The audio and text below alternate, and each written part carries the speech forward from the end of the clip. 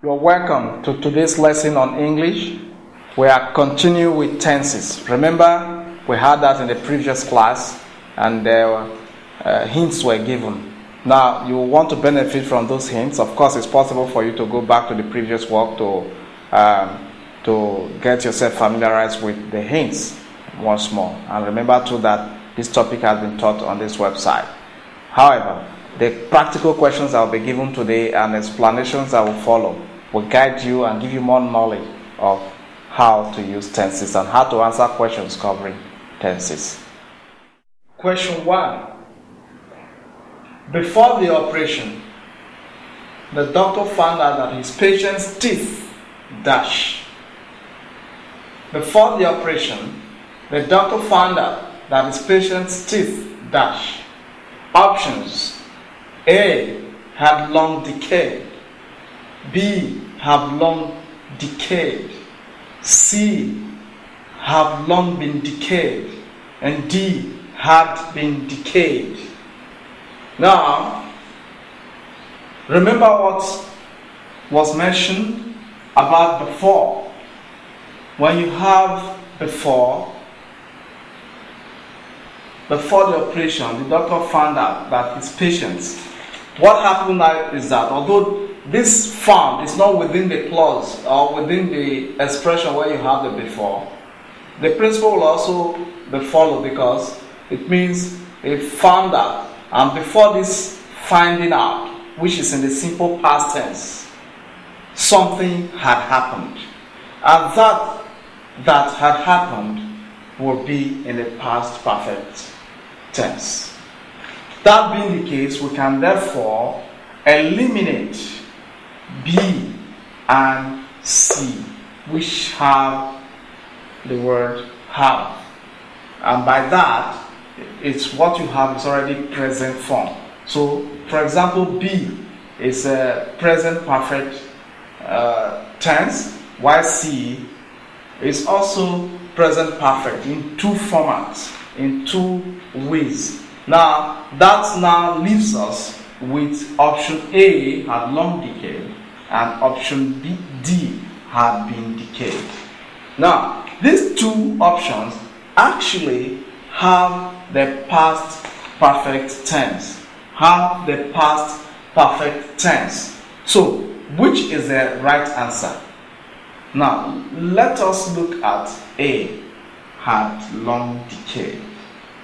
That obviously is your answer, had long decayed.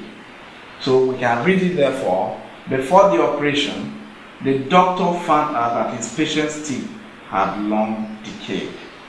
Now, why is it that D is not an answer? Remember, I've already told you that A is the answer, had long decayed, and is past perfect, with had operating as our past and decayed operating as our perfect, the perfect form, the past participle of the word decay. Now, we come to D. Why is it that it's not an answer? D is also past perfect, but this time the past perfect is, we have it from had and then been. Is the been is actually the past participle of the be verb, or the verb to be. Now, decayed here is operating as an adjectival, not as a verb. Now, having said that, D, although past perfect, gives you another sense. And if we slot it into the space, it will read, before the operation, the doctor found out. Before the operation, the doctor found out that his patient's teeth had been decayed. It gives you the sense that someone else did the decay deliberately. A third party did the decaying. It is not the teeth itself that went through the process of decay. So, that is not the sense. That is not the meaning that the sense is actually intends. So, it therefore can be termed to be correct. So, that is why our answer is option A, had long decayed. The answer is option A, had long decayed. Question 2. Question 2 is in dialogue. And so it has been presented as we present material in drama or theater when you're in drama. Okay? So with someone speaking, and then of course you have the person and then what he says. And that is teacher is one character. The teacher says, student, there should be a comma here. Student, why are you here? And then, student, why are you here? And they will have the student say, I dash to submit my assignment. I dash to submit my assignment. Now, the options, what should be in that space? The options are A, K. Student saying now, I came to submit my assignment. That's option A. B, I come to submit my assignment. Option C, I have come to submit my assignment. And then option D, I had come to submit my assignment. Now, which is the answer? Is it K, I came to submit my assignment? Or B, I come to submit my assignment? C, I have come to submit my assignment? Or D, I had come to submit my assignment? Now, we will let us just eliminate. We can eliminate come. I come to submit my assignment. That sounds pidgin or at best poetic. In archaic poetic form, maybe that is possible. But in modern form, it will be outright pidgin. I come to submit my assignment. That is Nigerian pidgin. Okay, so we have seen that we can eliminate B, which is I. Okay, so we come to D. I have come to submit my assignment. That should also be eliminated. The reason is that I have come is actually past perfect tense. And you don't use past perfect tense ordinarily. It ought to, once you use past perfect tense, what should happen is that the sentence should be not simple sentence. It will be a complex sentence that you have, with one part reflecting the simple past tense, and then the part where you have the past perfect form is actually past perfect tense, because you have two actions in the past, as explained earlier, two actions in the past, with one in the simple past and the other in the past perfect tense. So, and what you have here is just one clause, and so you can't just say I had come to submit my assignment. Maybe it will only work if you have a structure as I had come to submit my assignment before the deadline elapsed. Before the deadline elapsed, meaning two actions occurred in the past. The elapsement of the deadline came later than the submission.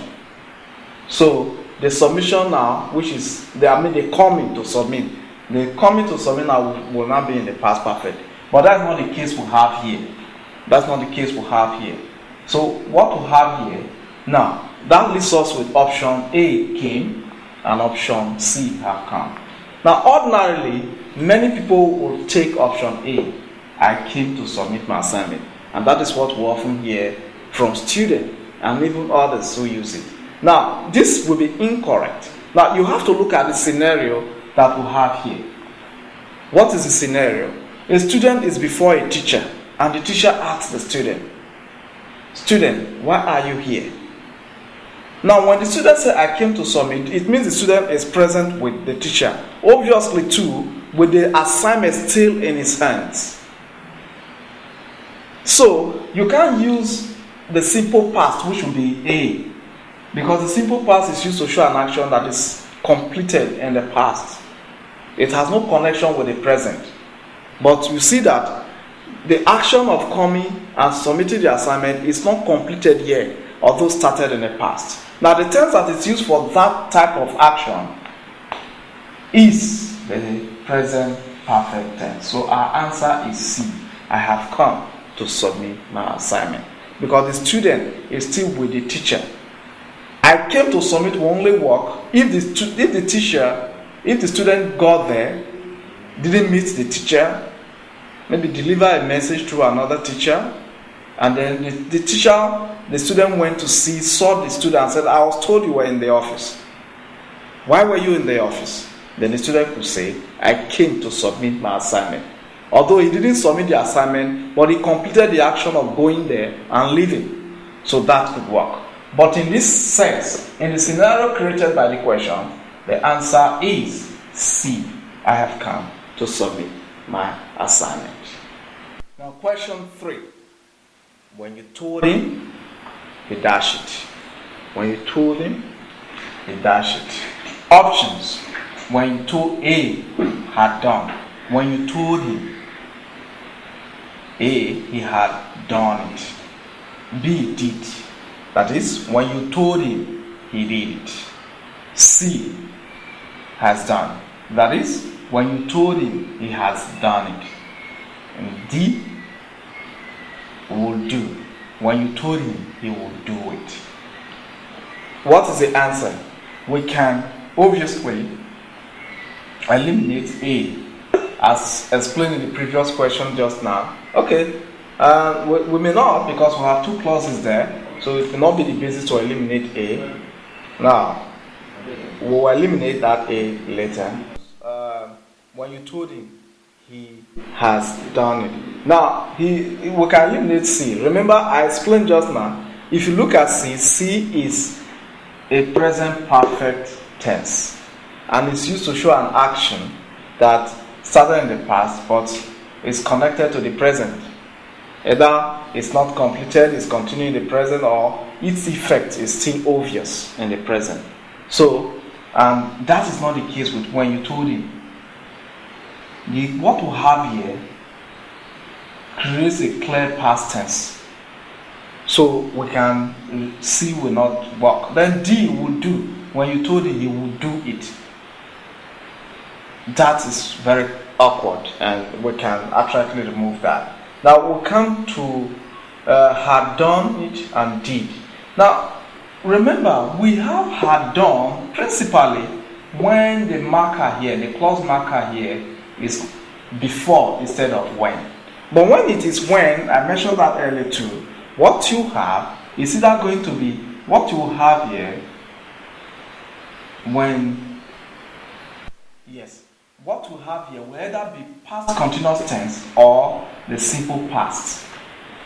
Past continuous when it's when you have interruption of an action by another one, all in the past. The one interrupted will be in the past continuous. The one interrupting will be in the simple past. But when the actions are not, one is not interrupting the other, they are happening about at the same time, happening as completed at the same time in the past, then you have the simple past tense. And in this case, when you told him, he did it, becomes our answer. Question number 4. It is high time. It is high time you dash the drugs. It is high time you dash the drugs. Options. A, take. It is high time you take the drugs. B, took. That is, it is high time you took the drugs. C, had taken. That is, it is high time you had taken the drugs. D, have taken. That is, it is high time you have taken the drugs. Now, what is our answer? Outrightly, I'll draw your attention to the use of high time. Now, when you have the expression high time or just only time, it is time, then what you use is a simple past tense, and that qualifies option B as our answer. It is high time you took the drugs. So it is time you took the drugs. Know that is a kind of fixed collocate or fixed occurrence. That as soon as you use it, it is high time or it is time. You will most probably be using the simple past tense of the form of the verb used in that sentence. So our answer is B. Question 5. Now you take note that question 5 is very close to question 3 we had earlier. It is simply to draw your attention to the fact I tried to explain to you earlier. Now, just re-emphasizing it here. Now, question 5. Before she told me, I dash it. Before she told me, I dash it. We'll have options. A, had done. Before she told me, I had done it. That's option A. Then B, did. That is, before she told me, I did it. And we'll have option C, have done. Before she told me, I have done. And we'll have D, would do. Before she told me, I would do it. Now, what is our answer? We can, of course, eliminate C out because before she told me, already past tense here, and this action precedes the action that will be in this clause. So we cannot have past here and have present perfect here. It's not possible. So C goes. D is awkward. Now, it is not between did and had done. Now, remember what was said about before. When you have before, then the tense you have here is simple past, and the other tense will be the past perfect. And the past perfect tense, I hope you know that now, is had done in this case. Had done. A becomes our answer for question number 5. And so it reads, before she told me, I had done it. Remember the other time we had when she told me, I did it. But this time now, since we have before here, the clause marker is before, the tense will change to past perfect from simple past.